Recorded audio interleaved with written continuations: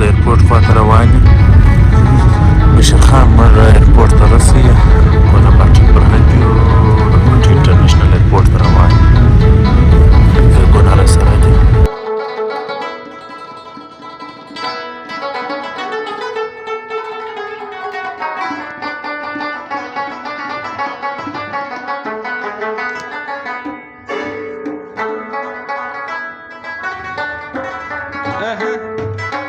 ملګرو دا یو ایرپورټ ته راورسېدلو.